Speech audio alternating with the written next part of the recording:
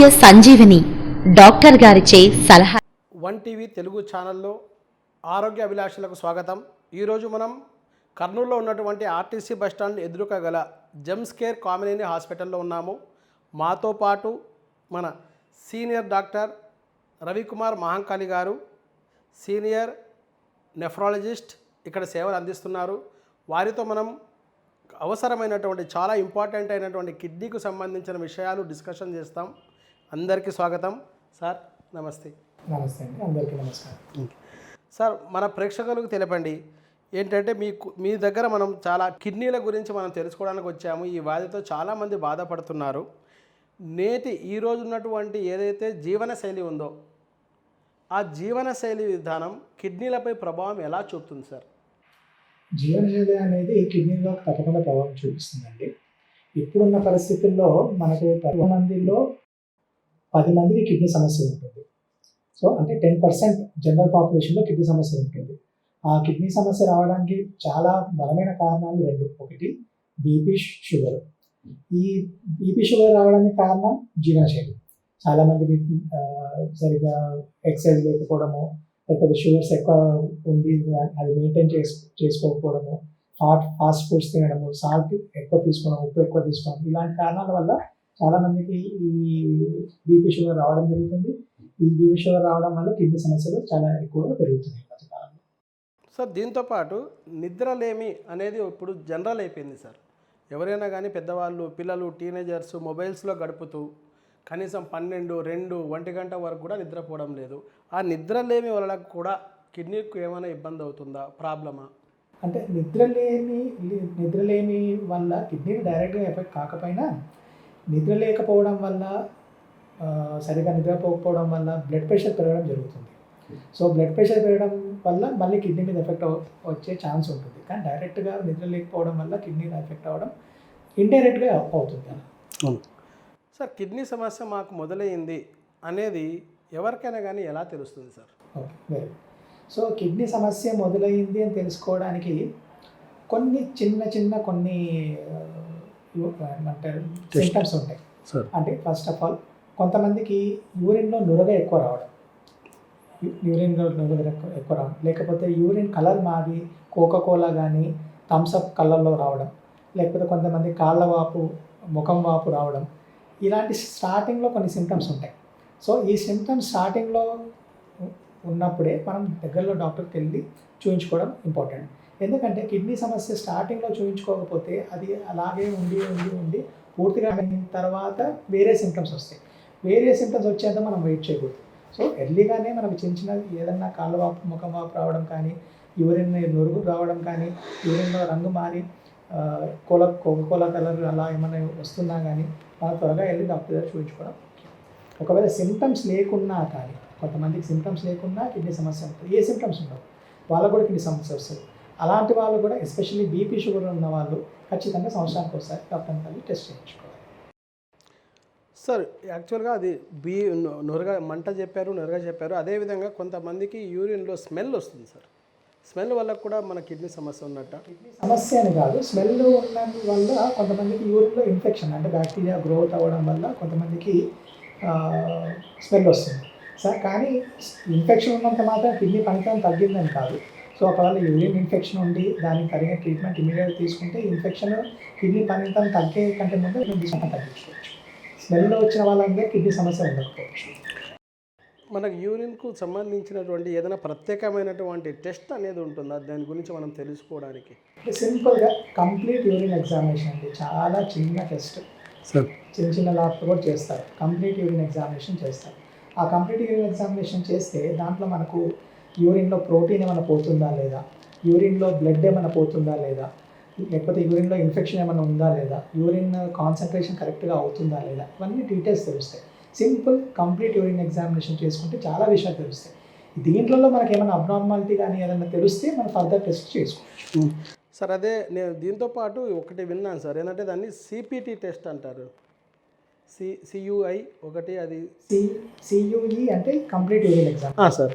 ఇంకా మీరు అనేది probably urine protein examination, urine protein creatine ratio అని ఒకటి చేస్తారు సార్. యూరిన్ ప్రోటీన్ క్రియేట్ అంటే యూరిన్లో మనం సియూ టెస్ట్ చేసినప్పుడు వాళ్ళకు ప్రోటీన్ పోతుందా లేదా చెప్తుంది, కానీ సియూలో ఎంత ఎంత పరిమాణంలో ప్రోటీన్ పోతుందని తెలియదు. సో కరెక్ట్గా మనం ఎంత క్వాంటిటీలో ఎంత పరిమాణంలో యూరిన్ పోతుంది ప్రోటీన్ పోతుందని తెలుసుకోవాలంటే యూరిన్ ప్రోటీన్ క్రియాటిన్ రేషియోని ఒక టెస్ట్ చేయొచ్చు. అది కాకుండా 24 అవర్ యూరిన్ ప్రోటీన్ అంటే 24 గంటల్లో యూరిన్ ఎంత పట్టి దాంట్లో ప్రోటీన్ ఎంత పోతుంది అన్నది ఈ రెండు టెస్టుల ద్వారా మనం ప్రోటీన్ పోతుందా లేదా తెలుసుకుంటే మనం ఎర్లీగా అంటే వేరే కిడ్నీ పనితనం తగ్గే కంటే ముందే ప్రోటీన్ ఎర్లీగా డిటెక్ట్ చేయగలిగితే దాని ట్రీట్మెంట్ త్వరగా స్టార్ట్ చేసుకుంటే రిజల్ట్ బాగుంటుంది. అలాగే ఇంకొకటి సార్, ఈజిఎఫ్ఆర్ లేదా జిఎఫ్ఆర్ టెస్ట్ అని ఒకటి విన్నాను సార్, అదేం సార్ అది? జిఎఫ్ఆర్ అనేది మామూలుగా ఏంటంటే కిడ్నీ పని ఎలా చేస్తుంది, కిడ్నీలు ఏం పని చేస్తాయి, మన బ్లడ్ని ఫిల్టర్ చేసి యూరిన్ తయారు చేస్తుంది. అంటే మన లోపల కొన్ని గ్లోమరులై అని కొన్ని ఉంటాయి, మైక్రోస్కోప్ అని చూస్తే గ్లోమరులై ఉంటాయి. అవి ఏం చేస్తాయంటే యూరిన్ని ఫిల్టర్ చేస్తాయి, అది బ్లడ్ని ఫిల్టర్ చేస్తాయి, ఫిల్టర్ చేసి యూరిన్ తయారు చేస్తుంది. జిఎఫ్ఆర్ అంటే గ్లోమరులార్ ఫిల్ట్రేషన్ రేట్. అంటే ఆ గ్లోమరులై అనేది అంటే కిడ్నీ ఎంత ఫిల్టర్ చేస్తుంది అనే టెస్ట్ చేయడానికి గ్లోమరులార్ ఫిల్ట్రేషన్ రేట్ అని ఉంటుంది. సో అది చేయడానికి కరెక్ట్గా చేయాలంటే ఇన్సులిన్ క్లియరెన్స్ టెస్ట్ అని ఉంటుంది. అది మామూలుగా చేయడం కుదరదు. సో అది చాలా కాస్ట్లీ, కానీ అన్ని ల్యాబ్లలో దొరకదు.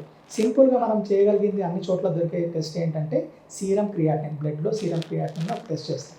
ఆ టెస్ట్ చేసి మనకు ఒక ఫార్ములా ఉంటుంది, ఆ ఫార్ములాతో కిడ్నీ ఎంత ఫిల్టర్ చేస్తుందని క్యాలిక్యులేట్ చేసుకోవచ్చు. సో దాన్ని ఈజిఎఫ్ఆర్ అంటాం. అది మన బాడీ వెయిట్ లేకపోతే మేలా ఫీమేలా బాడీ వెయిట్ ఎంత ఉంది, ఈ క్యాలిక్యులేషన్ బట్టి మనం కిడ్నీ ఫిల్టరేషన్స్ ఎంత ఫిల్టర్ చేస్తుంది అనేది బ్లడ్లో సీరం క్రియాటిన్ కానీ సిస్టాటిన్ సి అని ఇంకొక టెస్ట్ ఉంటుంది, వాటితో మనం జిఎఫ్ఆర్ క్యాలిక్యులేట్ చేసుకోవచ్చు. మామూలుగా అయితే అందరికీ జిఎఫ్ఆర్ అనేది ఒక 120 ml/min జిఎఫ్ఆర్. దానికంటే తగ్గితే తగ్గినట్టు, మనము 90 కంటే తగ్గితే అప్పుడు కిడ్నీ సమస్య స్టార్ట్ అయిందని మనం చెప్పుకోవచ్చు. సార్ ఇది కిడ్నీ సమస్యలు వంశపారంపర్యంగా వస్తాయా? వంశపారంపర్యంగా వచ్చే కిడ్నీ సమస్యలు కూడా కొన్ని ఉంటాయి. ఎస్పెషల్లీ ఏడీపీకేడి అని ఒకటి ఉంటుంది. అది ఏంటంటే కిడ్నీలో నీటి బుడగల్లాగా ఫామ్ అవుతుంది. సో అలా నీటి బుడగల్లాగా ఫామ్ అయ్యి కిడ్నీ పెద్దగా అయిపోయి కిడ్నీ పనితనం తగ్గుతుంది. అది చాలా కామన్గా చూసే వంశపారంపర్యంగా వచ్చే కిడ్నీ సమస్య. అలా కాకుండా చాలా రకాల వంశపారంపర్యంగా వచ్చే కిడ్నీ సమస్యలు కూడా ఉంటాయి. సో వంశపారంపర్యంగా కూడా కొన్ని కిడ్నీ సమస్యలు వస్తాయి, కానీ అన్ని కిడ్నీ సమస్యలు వంశపారంపర్యంగా ఉండవు. అంటే ఫ్యామిలీలో ఎవరికైనా కిడ్నీ సమస్య ఉంది అంటే వాళ్ళ పిల్లలకి వాళ్ళ పేరెంట్స్కి కిడ్నీ సమస్య ఉండొచ్చు అన్న భయం అవసరం లేదు. కొంతమందికి ఉంటుంది, కొంతమందికి ఉండదు. సో మనం డాక్టర్ గారు చెప్తారు ఇది వంశపారంపర్యంగా వచ్చే కిడ్నీ సమస్య, సో ఇలా ఉంది కాబట్టి మీ ఫ్యామిలీలో కూడా మీరు మిగతా వాళ్ళు టెస్ట్ చేసుకోండి అని ఒకవేళ చెప్తే వంశపారంగా వచ్చే కిడ్నీ సమస్య అన్నీ కావు.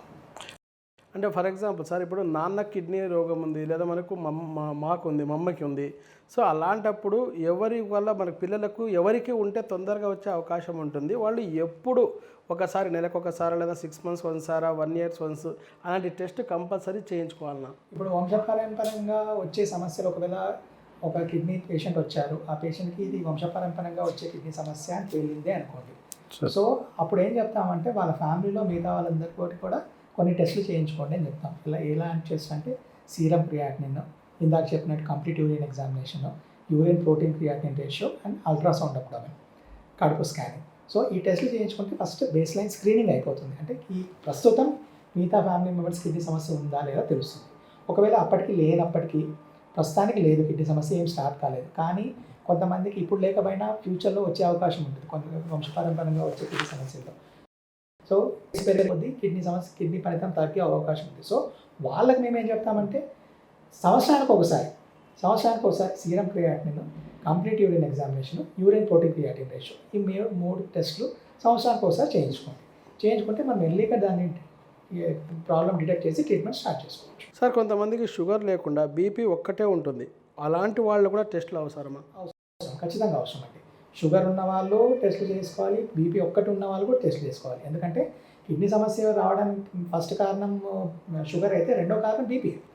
సో ప్రతి పేషెంట్ బీపీ ఎక్కువగా ఉన్న పేషెంట్ సంవత్సరానికి ఒకసారి ఇందాక నేను చెప్పిన 3 టెస్టులు చేయించుకోవాలి. షుగర్ లేదు, బీపీ లేదు అయినా కూడా కొంతమంది ఈ జీవనశైలికి ఆధారపడి ఒబేసిటీ ఉంటుంది సార్. ఒబేసిటీ వాళ్ళకు కూడా ఛాన్సెస్ ఉన్నాయా? వల్ల కూడా కిడ్నీ సమస్య వచ్చే అవకాశం, ఒబేసిటీ రిలేటెడ్ రీనల్ ఇంజురీ అంటాం. సో దాంట్లో ఏమవుతుందంటే వెయిట్ ఎక్కువ ఉండడం వల్ల కిడ్నీ ఫిల్టరేషన్లో ఇబ్బంది జరుగుతుంది. సో ఒబేసిటీ కూడా డెఫినెట్గా ఒక కిడ్నీ సమస్య రావడానికి ఒక కారణం. కిడ్నీ సమస్య అనేది సడన్లీ వస్తుందా, లేకపోతే దానికి ఏమైనా స్టేజెస్ ఉంటాయా సార్? ఓకే, కిడ్నీ సమస్య అనేది మనం ప్రిడామినెంట్ అంటే చెప్పుకోదగినవి రెండు అండి. ఒకటి టెంపరీ కిడ్నీ ప్రాబ్లం, ఒకటి permanent kidney problem. Temporary kidney problem అనే దాన్ని మనము సైంటిఫిక్గా ఏమంటాం, అక్యూట్ కిడ్నీ ఇంజరీ అంటాం. అక్యూట్ కిడ్నీ ఇంజరీ అనేది సడన్గా వస్తుంది. అక్యూట్ అంటే సడన్ అని అర్థం. పర్మనెంట్ కిడ్నీ డ్యామేజ్ మనం ఏంటంటే క్రానిక్ కిడ్నీ ఇంజరీ అంటాం, క్రానిక్ కిడ్నీ డిసీజ్ అంటాం. సో అదేంటంటే పర్మనెంట్ కిడ్నీ డ్యామేజ్ స్లోగా కిడ్నీ డ్యామేజ్ జరుగుతూ ఉంటుంది. ఈ అక్యూట్ కిడ్నీ ఇంజరీ దానికి ఖచ్చితంగా కొన్ని కారణాలు ఉంటాయి. ఈ కారణం వల్ల కిడ్నీ డ్యామేజ్ జరుగుతుంది అంటే కారణాలలో ఏంటంటే వాంతులు విరోచనాలు అవ్వడము, ఏదైనా బ్లడ్ లాస్ ఎక్కువ అవ్వడము, లేకపోతే జ్వరం రావడము, లేకపోతే తీసుకోకూడని కొన్ని పెయిన్ కిల్లర్స్ అయి ఉండొచ్చు, లేకపోతే ఆయుర్వేద మెడిసిన్స్ అయి ఉండొచ్చు. అంటే ప్రిస్క్రిప్షన్ లేకుండా మెడికల్ షాప్లో పోయి తీసుకొని కొన్ని మెడిసిన్స్ తీసుకోవడం వల్ల అయి ఉండొచ్చు. లేదంటే యూరిన్లో స్టోన్స్ ఫామ్ అయ్యి యూరిన్ రావడానికి అడ్డుపడి యూరిన్ రాకపోవడం ఉండడం వల్ల ఏ కారణాల వల్ల అయినా కానీ కిడ్నీకి రక్త సరఫరా సరిగా అవ్వకపోవడం కానీ, పాము కాటు తేలుకాటు వల్ల పాయిజనింగ్ జరిగి కిడ్నీ పనిచేయకపోవడం కానీ, ఇలాంటి కారణాల వల్ల కిడ్నీ సడన్గా పనిచేయడం స్టాప్ అయిపోతుంది. సో దాన్ని అక్యూట్ కిడ్నీ ఇంజురీ అంటాం.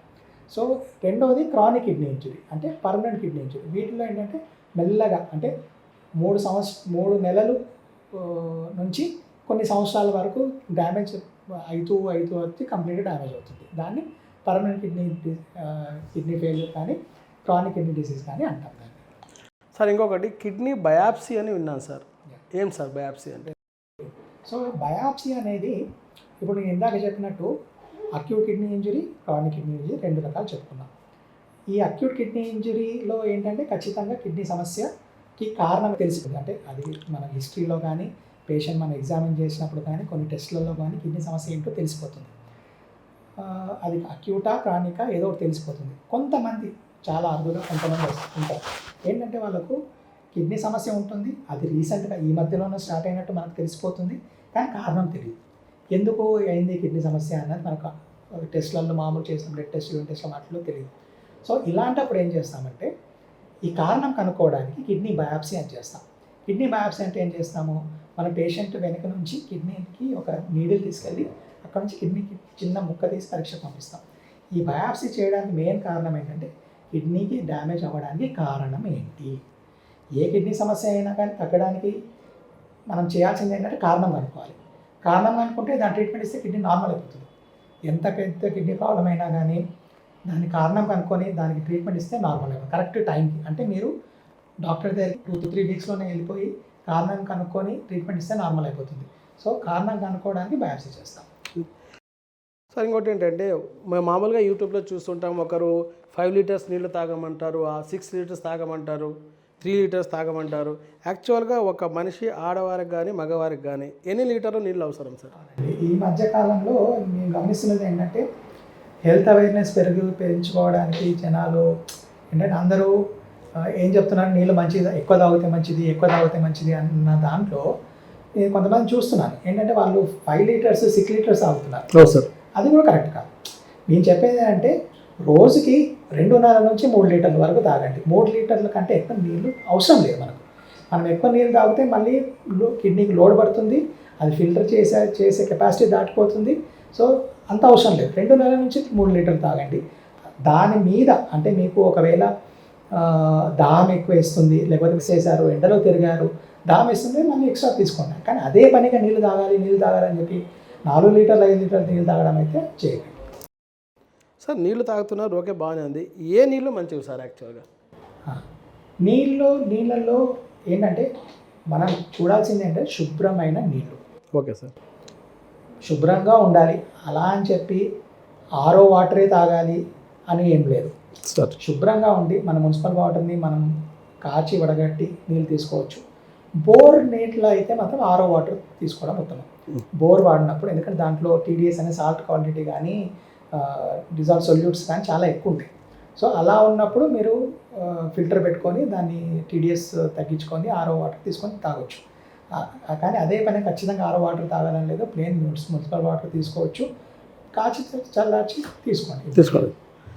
సార్ ఇది మామూలుగా సీకేడీ ప్రాబ్లం అన్నారు కదా, CKD problem chronic disease problem వచ్చినప్పుడు జెంట్స్కు లేడీస్కు ఏమైనా వేరే వేరే లక్షణాలు ఉంటాయా సార్? అంటే ఫర్ ఎగ్జాంపుల్ అవి మూత్రం ఆగిపోవడము ఇలాంటివి ఉంటాయి కదా సార్. ఈ స్త్రీలలో ఋతుస్రావాలు ఆగిపోవడము ఇలాంటివి ఉంటాయి సార్. ఇలా డిఫరెన్స్ ఏముంటుంది సార్? అంటే ఆడవాళ్ళలో మగవాళ్ళలో సిమ్టమ్స్ అనేది పెద్దగా తేడా ఏమి ఉండదండి సార్. కాకపోతే కిడ్నీ ఫెయిల్యూర్ అయిన తర్వాత కొన్ని నెలలు గడిచిన తర్వాత వాళ్ళకు పీరియడ్స్ అనేది తగ్గుతుంది. ఎందుకంటే వాళ్ళ ఫర్టిలిటీ కెపాసిటీ, వాళ్ళు ఓవం ప్రొడక్షన్ అవన్నీ తగ్గుతుంది. ఈ కిడ్నీ ఫెయిల్యూర్ వల్ల మూత్రంలో పోవాల్సిన చెడు పదార్థం ఏదో బ్లడ్లో ఉంటుంది కదా, దాని ఎఫెక్ట్ వల్ల కొంచెం ఓవ్యులేషన్ అనేది తగ్గుతుంది, ఫర్టిలిటీ తగ్గుతుంది. సో ఈ పీరియడ్స్ అనేది తగ్గేదైతే జరుగుతుంది. అలాగే మేల్స్లో కూడా, మగవాళ్ళల్లో కూడా వాళ్ళ ఫర్టిలిటీ కూడా తగ్గుతుంది. అంటే వాళ్ళ స్పర్మ్ కౌంట్ తగ్గుతుంది, వాళ్ళ ఎజాకులేషన్ అది తగ్గుతుంది. సో డెఫినెట్గా రిప్రొడక్షన్ మీద, ఫర్టిలిటీ మీద డెఫినెట్గా కిడ్నీ ఉంటుంది. కానీ మిగతా సింటమ్స్లో పెద్ద డిఫరెన్స్ అయితే ఏమి సార్. ఒకవేళ ఏదో టైం బాగలేకున్నా ఎలాగో 2 కిడ్నీలు ఫెయిల్ అయిపోయినాయి అనుకోండి సార్, అలాంటప్పుడు పేషెంట్ పరిస్థితి ఏం సార్, ఏం చేస్తారు? ఓకే, సో మళ్ళీ మనం ఎందుకు ఫెయిల్ అయింది అన్న ఫస్ట్ తెలుసుకోవాలి సార్. 2 కిడ్నీలు ఫెయిల్ అయినాయి, ఓకే, ఎందుకు ఫెయిల్ అయింది, ఎన్ని రోజుల నుంచి ఫెయిల్ అయింది. ఏ కిడ్నీ ఫెయిల్ అయినా కానీ 3 నెలల లోపల మనం దాని ట్రీట్మెంట్ ఇవ్వగలిగితే నార్మల్ అయిపోతుందండి. ఇట్లాంటి అధైర్యపడాల్సిన అవసరం లేదు. దాన్ని మేము అక్యూట్ కిడ్నీ ఇంజరీ అంటాం. దాన్ని కరెక్ట్గా ట్రీట్మెంట్ ఇచ్చి దాన్ని క్యూర్ చేయగలుగుతాం. అలా కాకుండా 3 నెలలు దాటిపోయింది కిడ్నీ సమస్య వచ్చి అంటే అప్పుడు కొద్దిగా ఇబ్బంది. దాన్ని కంప్లీట్గా నార్మల్ చేయడానికి కొద్దిగా ఇబ్బంది. కానీ అలా అని చెప్పి chronic kidney injury, permanent kidney damage అయినప్పటికీ దాన్ని మనము స్లో చేసుకోవచ్చు. అంటే కిడ్నీ ప్రాబ్లమ్ని ఫాస్ట్గా పోయేదాన్ని మనం స్లోగా పోయేటట్టు చేసుకోవచ్చు. అంటే ప్రతి కిడ్నీ పేషెంట్ కిడ్నీ ప్రాబ్లం మొదలైంది అన్నంత మాత్రాన వాళ్ళకి డయాలసిస్ ఇమీడియట్ చేయాల్సిన అవసరం లేదు. డయాలసిస్ లేకుండా దాన్ని ఈరోజు అవసరమయ్యే డయాలసిస్ మనం కొన్ని రోజుల తర్వాత చేసేటట్టు మనం ప్రొలాంగ్ చేసుకోవచ్చు.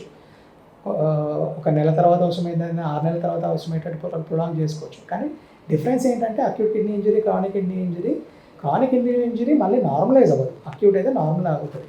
అక్యూట్ కిడ్నీ ఇంజరీలో కూడా మనం కారణం కనుక్కొని దాన్ని ట్రీట్మెంట్ ఇస్తే అవసరమైన డయాలసిస్ కూడా చేసి దాన్ని నార్మల్ కూడా చేయొచ్చు. సార్ డయాలసిస్ అన్నారు, డయాలసిస్ ప్రక్రియ ఎలా ఉంటుంది సార్? అది ఎక్కడి నుంచి చేస్తారు, ఏం సార్ అది, దాన్ని ఏమంటారు? డయాలసిస్ అంటే ఏంటంటే మనం కిడ్నీ పని చేయనప్పుడు ఏమవుతుంది, కిడ్నీ మూత్రంలో పోవాల్సిన చెడు పదార్థం రక్తంలో పెరుగుతూ ఉంటుంది. సో డయాలసిస్ అంటే ఏంటి, ఆ రక్తంలో పెరుగుతున్న చెడు పదార్థాన్ని మనము ఫిల్టర్ చేయడం, తీసేయడం, బ్లడ్లోంచి తీసేయడం. ఇది 2 రకాలుగా చేయొచ్చు.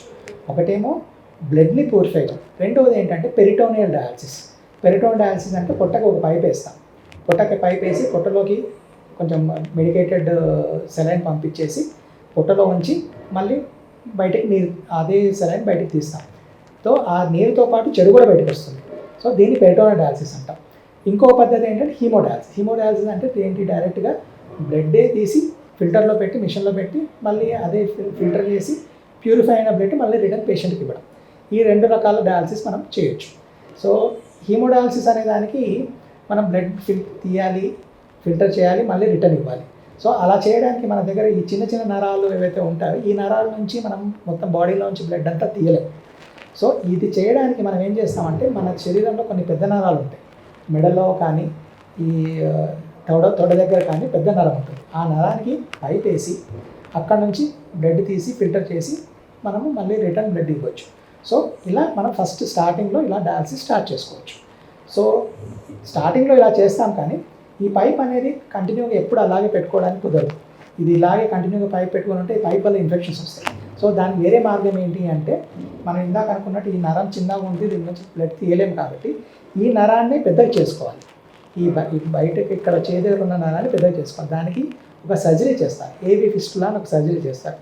ఏవి ఫిస్టులా అని సర్జరీ చేస్తే ఈ నరం, చిన్న నరం కాస్త పెద్దగా అవుతుంది. ఈ పెద్దగా అయినప్పుడు మనం చిన్న ఒక నీడిల్ పెట్టి అక్కడ నుంచి డయాలసిస్ చేసుకోవచ్చు సులువుగా. కాకపోతే ఈ ఏవి ఫిస్టులా అనే సర్జరీ ఈరోజు చేస్తే కనీసం ఒక 6 వారాలు టైం పడుతుంది చిన్న నరం కాస్త పెద్ద నరం కావడానికి.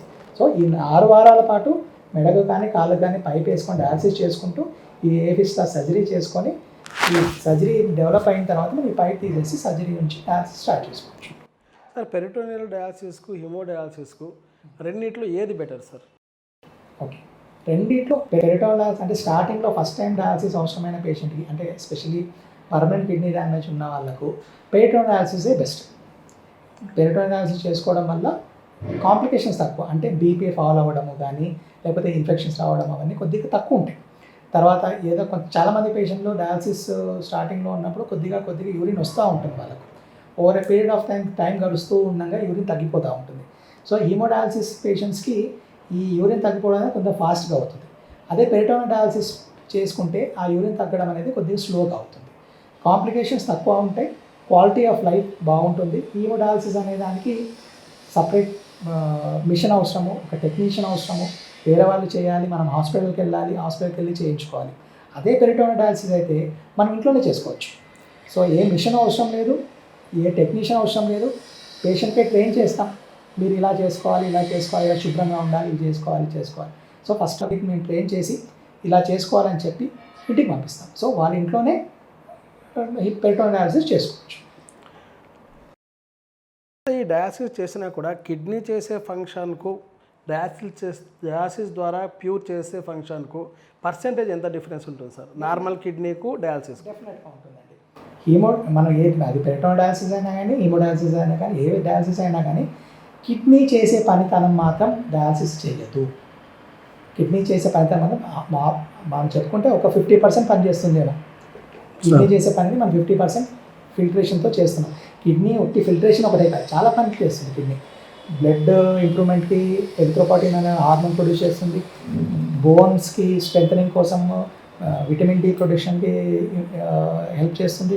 ఫిల్ట్రేషన్ చేసి మనకు ఒంట్లో ఉన్న లవణాలన్నీ బ్యాలెన్స్ చేస్తుంది.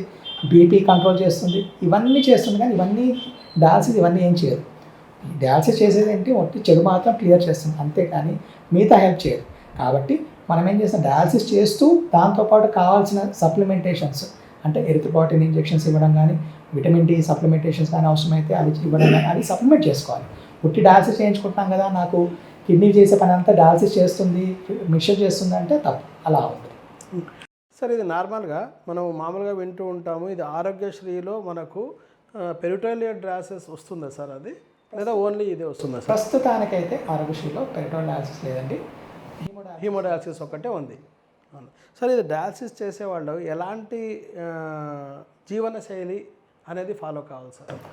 డయాలసిస్ పర్మనెంట్ కిడ్నీ డ్యామేజ్ అయి ఉండి వాళ్ళకి డయాలసిస్ అవుతున్న వాళ్ళకు మేము చెప్పే ముఖ్యమైన సూచనలు ఏంటంటే, first of all me urine ఎంత వస్తుందో గమనించుకోండి. యూరిన్ ఎంత వస్తుందో చూసుకొని, ఎంత వస్తుంది మీరు వాటర్ కానీ పాలు కానీ నీళ్ళు కానీ ఏం తీసుకున్నా కానీ ద్రవ పదార్థం అంతే తీసుకోండి. అంటే మీకు 1/2 లీటర్ యూరిన్ వస్తుంటే 1/2 లీటరే మీరు వాటర్ కానీ పాలు నీళ్ళు టీ కాఫీ ఏదైనా కానీ అంతే తీసుకోండి. రెండవది ఉప్పు తగ్గించండి. ఉప్పు వాడకం 3 గ్రామ్స్ లోపలే తీసుకోవాలి రోజు మొత్తంలో.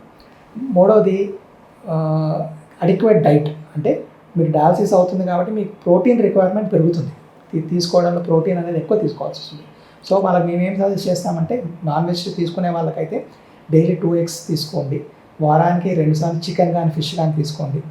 ఇవి డైట్లో మాడిఫికేషన్స్ చేసుకోండి. సాల్ట్ తగ్గించండి. వాటర్ తాగడం, వాటర్ ఎంత యూరిన్ వస్తుందో చూసుకొని దానికి తగినట్టు వాటర్ తీసుకోండి. తర్వాత రెగ్యులర్గా డయాలసిస్ చేయించుకోండి. డయాలసిస్ మిస్ చేయకండి. మీకు చైతన్యమైనంత మీరు వాకింగ్ కానీ ఏ ఫిజికల్ యాక్టివిటీ అయినా చేయండి. సో మా గోల్ ఏంటంటే, పేషెంట్ ఉట్టి డయాలసిస్ చేయించుకొని వచ్చి ఇంట్లో ఉండడం కాదు. డయాలసిస్ చేయించుకొని వాళ్ళు స్వేచ్ఛగా ఇండిపెండెంట్గా వాళ్ళ పని వాళ్ళు చేసుకుంటూ ఫైనాన్షియల్గా కూడా వాళ్ళ సంపాదన వాళ్ళు చేసుకునే పరిస్థితికి రావాలి. అది డయాలసిస్ ముఖ్య ఉద్దేశం. ఉట్టిగా డయాలసిస్ చేయించుకొని ఇంట్లో కూర్చోవడానికి అవసరం లేదు. డయాలసిస్ వాళ్ళు ఇండిపెండెంట్గా ఉండాలి, వాళ్ళ కాళ్ళ మీద వాళ్ళు నిలబడాలి, ఇండిపెండెంట్గా బతకాలి. అది డెఫినెట్గా జరుగుతుంది, చేయగలుగుతారు. కరెక్ట్గా డయాలసిస్ చేయించుకొని అవసరమైన మందులు వాడుకుంటే ఇండిపెండెంట్గా గ్యారెంటీగా ఉండగలుగుతారు. సార్ డయాలసిస్ చేసుకుంటూ ఉంటే పేషెంట్ లైఫ్ టైం ఎంత ఉంటుంది సార్? అది చెప్పడం కొంచెం కష్టం అండి. ఏ పేషెంట్ ఎన్ని రోజులు సర్వైవ్ అవుతారు అన్నది మనం చెప్పడం కష్టం. అది అంటే పేషెంట్కి కోమార్బిడిటీస్, అంటే బీపీ షుగర్ ఉండడం కానీ, లేకపోతే వాళ్ళ హార్ట్ స్టేటస్ ఎలా ఉంది, లేకపోతే వాళ్ళ లంగ్ స్టేటస్ ఎలా ఉన్నాయి, వాళ్ళ లివర్స్ అది అన్న దాన్ని బట్టి డిపెండ్ అయి ఉంటుంది. కొంచెం వయసు పెరిగే కొద్దీ పెద్దవాళ్ళు కొంచెం ఎక్కువ డ్యూరేషన్ బతకడం కొంచెం కష్టం, చిన్నవాళ్ళు ఎక్కువ చాలా రోజులు బతుకుతారు. కానీ ఇక్కడ నేను చెప్పదలుచుకునేది ఏంటంటే డయాలసిస్, ఇప్పుడు మనము డయాలసిస్ కాకుండా ఈ పర్మనెంట్ కిడ్నీ సమస్యకి వేరే ఆప్షన్ ఉంది. ఇంకోటి ఏంటంటే ట్రాన్స్ప్లాంట్. డయాలసిస్, ట్రాన్స్ప్లాంట్ మనం పక్కన పెట్టుకొని చూస్తే ఏది బెటర్ అని చెప్తే నేను ట్రాన్స్ప్లాంటే బెటర్ అని చెప్తాను. ఎందుకు అంటే ఒక పేషెంట్ డయాలసిస్ మీద ఎంత ఆరోగ్యంగా ఉంటారు, ఎన్ని రోజులు బతకగలుగుతారో దానికంటే ఎక్కువ ట్రాన్స్ప్లాంట్ చేయించుకున్న వాళ్ళు బతుకుతారండి. వాళ్ళు ఎక్కువ రోజులు బతుకుతారు, వాళ్ళ క్వాలిటీ ఆఫ్ లైఫ్ కూడా బాగుంటుంది. ఇప్పుడు మామూలుగా ఇప్పుడు వింటర్లో ఉన్నాము, చలికాలంలో ఉన్నాము, ఇలాంటప్పుడు సపరేట్గా ఏదైనా డయాలసిస్ పేషెంట్స్ తీసుకోవాల్సిన జాగ్రత్తలు ఉంటాయా? ఏమైనా ఎఫెక్ట్ అవుతుందా వీళ్ళకు చలితో ఎఫెక్ట్ అవ్వడం అంటే సీజనల్ వైరల్ ఇన్ఫెక్షన్స్ వస్తూ ఉంటాయి. సో ఇన్ఫ్లుయెన్జా వైరస్ అలా ఉంటాయి. సో అలా ఇన్ఫ్లుయెన్జా వైరస్ ఈ సీజన్లో కొంచెం ఎక్కువ కామన్గా వస్తుంటాయి కాబట్టి ఇయర్లీ వన్స్ ఇన్ఫ్లుయెన్జా వ్యాక్సిన్ అని ఒకటి దొరుకుతుంది. అది వేసుకొని ఉంటే ఈ ఇన్ఫ్లుయెన్జా వైరస్ ఇన్ఫెక్షన్స్ రావడం తగ్గుతుంది. ఒకవేళ వచ్చినా ఆ సివియారిటీ అనేది కొద్దిగా తక్కువ ఉంటుంది. సరే, డయాలసిస్ చేసుకునేటప్పుడు ఈ ఓన్లీ కిడ్నీ కాకుండా వేరే ఆర్గాన్స్ దెబ్బతినే అవకాశాలు ఉంటాయా? డయాలసిస్ పేషెంట్స్ కానీ కిడ్నీ పేషెంట్స్లో మేము గమనిస్తున్నది కానీ లిటరేచర్ కానీ చెప్పేది ఏంటంటే 90% పేషెంట్లు కిడ్నీ పేషెంట్ డయాలసిస్ పేషెంట్ కానీ కిడ్నీ పేషెంట్ చనిపోవడానికి కారణం కిడ్నీ ఫెయిల్యూర్ కాదు.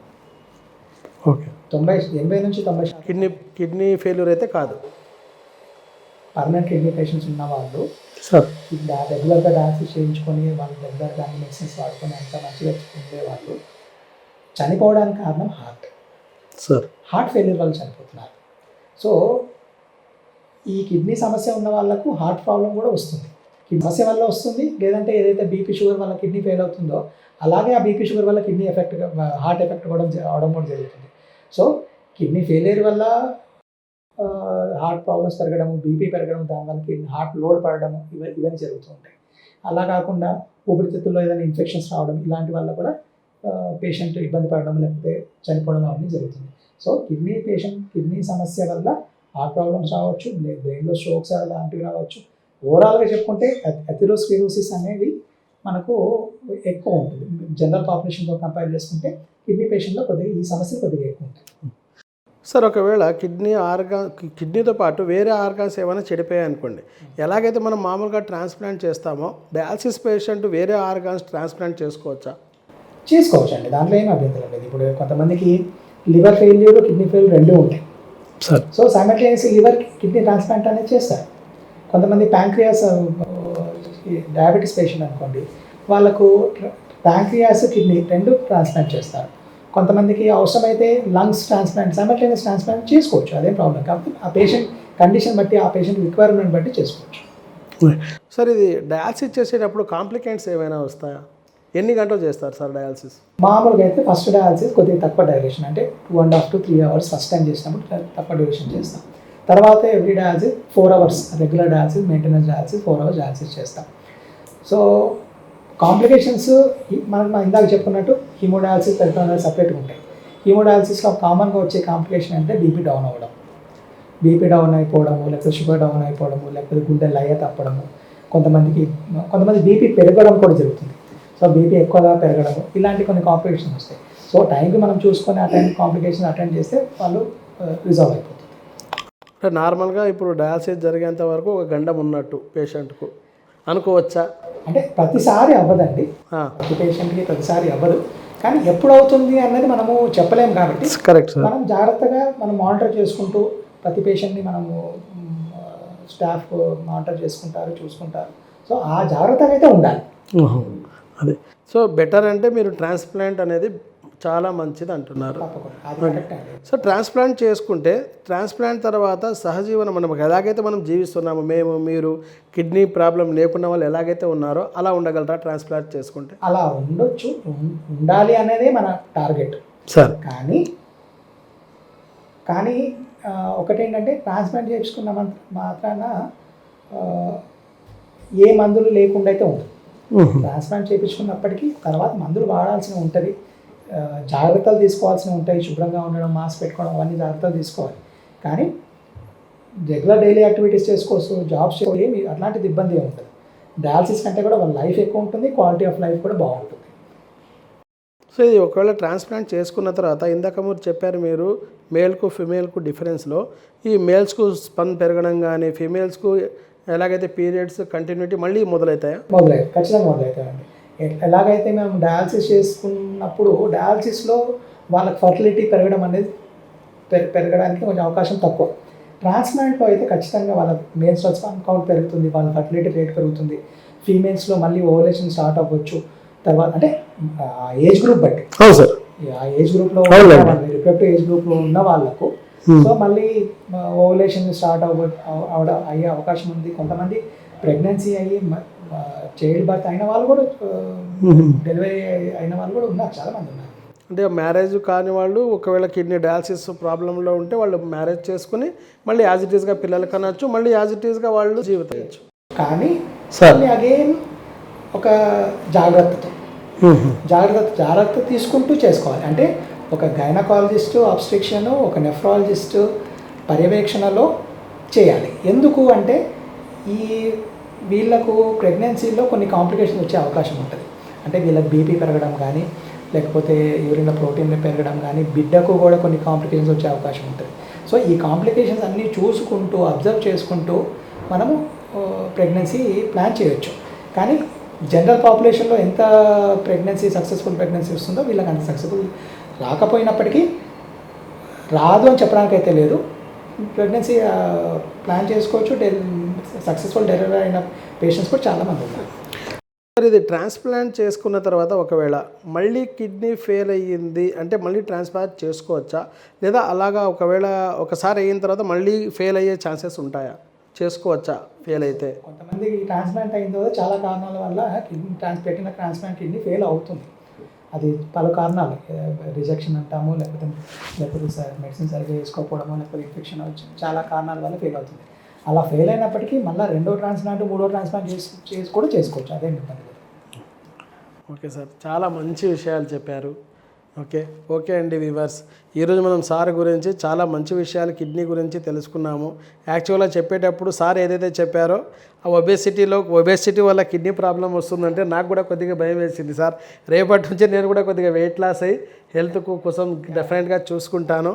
మా వ్యూవర్ చెప్పేది ఏంటంటే చూడండి, ఆరోగ్యం ఎవరికి ఊరికే రాదు, వేరే డైలాగ్ చెప్పినట్టు.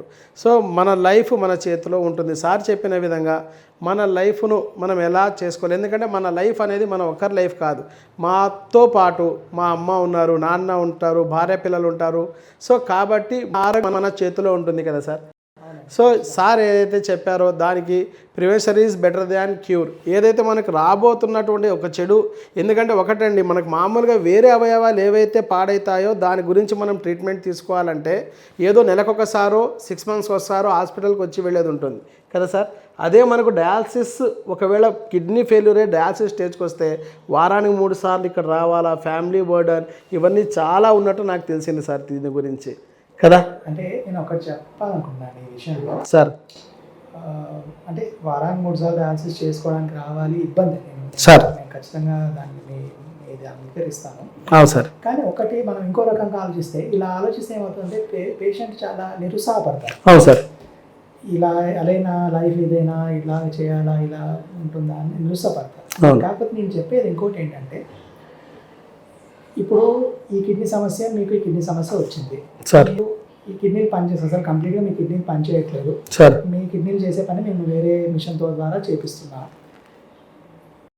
ఫర్ ఎగ్జాంపుల్ ఇంకొక పేషెంట్ ఉన్నాడు, మీరు కాకుండా ఇంకో పేషెంట్ ఉన్నాడు. ఆ పేషెంట్కి హార్ట్ పనిచేయట్లేదు, లేదా లివర్ పనిచేయట్లేదు, లేదా బ్రెయిన్ పనిచేయట్లేదు, లేదా ఊపిరితిత్తులు పనిచేయట్లేదు. శరీరంలో ఉన్న ఈ అవయవాల్లో కరెక్ట్ ఏదైనా ఇది కంప్లీట్గా సున్నా, 1% కూడా ఈ హార్ట్ పనిచేయట్లేదు అనుకోండి, దానికి ఏం చేయగలుగుతాను? ఏం చేయలేము సార్, ఏం చేయలేము, ఫెయిల్యూర్ అయిపోతుంది హార్ట్. అంటే సింపుల్గా చెప్పాలంటే మనిషి బతకడు. కానీ కిడ్నీ పేషెంట్ మాత్రమే ఆ కిడ్నీలు కంప్లీట్గా 0% పనిచేసినప్పటికీ ఆ పేషెంట్ని మనం బతికించే అవకాశం ఉంది. ఆ పేషెంట్ జీవించే అవకాశం ఉంది. అవును సార్. ఇప్పుడున్న టెక్నాలజీ, ఇప్పుడున్న ఫెసిలిటీస్ కానీ, ట్రాన్స్ప్లాంట్ ఉంది, డయాలసిస్ ఉంది. సో మీరు అలా ఆలోచించే కంటే కూడా నేను అనేవాళ్ళంటే ఇలా ఆలోచిస్తే మీకు లైఫ్ మీద కొంచెం హోప్ అనేది పెరుగుతుంది. అవును నిరుత్సాహపడాల్సిన అవసరం లేదు. సైన్స్ చాలా డెవలప్ అయింది. అవును సార్. ఒకవేళ హార్ట్ ఫెయిల్ అయితే ఏం చేయగలుగుతాం? ఏం చేయగలం. అవును. సో కిడ్నీ ఫెయిల్ అయినా కానీ మిమ్మల్ని మేము కొద్దిగా కాపాడే ప్రయత్నం కరెక్ట్గా చెప్పారు సార్. సో నిరుత్సాహపడాల్సిన అవసరం లేదు. నేను చెప్తున్నాను, నిరుత్సాహపడాల్సిన అవసరం లేదు. నిరుత్సాహపడకుండా మీరు డాక్టర్ సలహా ప్రకారం డయాలసిస్ చేయించుకొని రెగ్యులర్గా మెడిసిన్స్ వాడుకొని, నా టార్గెట్ ఏంటంటే పేషెంట్ ఉట్టి డయాలసిస్ చేయించుకొని ఇంటికి పోవడం కాదు. ఇండిపెండెంట్గా ఉండాలి, సొంత కాళ్ళ మీద నిలబడాలి, ఫైనాన్షియల్గా కూడా సోషల్గా కూడా ఇండిపెండెంట్గా ఉండేటట్టు ఉండాలి. సార్ చూడండి, నేను ఎమోషన్ అయిపోయాను కానీ సార్ ఎంత బాగా చెప్పారు. ఎందుకంటే సార్ చెప్పిన దాంట్లో 100% వాస్తవం ఉంది. హార్ట్ ఫెయిల్యూర్ అయిపోయింది, వేరే ఆర్గాన్ ఫెయిల్యూర్ అయిపోయింది, మనం ఏం చేయలేము. కిడ్నీ ఫెయిల్యూర్ అయితే మనకు డయాలసిస్ అనేది ఒక ఆప్షన్ ఉంది, లేదా మనకు ట్రాన్స్ప్లాంట్ అనే ఆప్షన్ ఉంది. దాంతోపాటు సారు ఎంతగా మా డయాలసిస్ పేషెంట్లకు ప్రోత్సహిస్తున్నారంటే, సొంతంగా మీరు పని చేయండి, కాళ్ళ మీద నిలబడండి, మీరు సంపాదించండి, ఇంట్లో వాళ్ళ మీద మీరు డిపెండ్ కావద్దండి అని చెప్తున్నారు కదా సార్. అది తప్పకుండా చేయగలుగుతారండి. ఓకే సార్, చాలా చాలా థ్యాంక్స్. మీ విలువైన సమయం కేటాయించారు. నా నుండి మళ్ళీ మా 1 టీవీ ప్రేక్షకుల నుండి, మన మన 1 టీవీ తెలుగు టీవీ నుండి, దాని తర్వాత 1 టీవీ హెల్త్ ప్రేక్షకుల నుండి, అందరి తరఫు నుండి నేను మీకు కృతజ్ఞతలు తెలుపుతున్నాను sir. Thank you very much.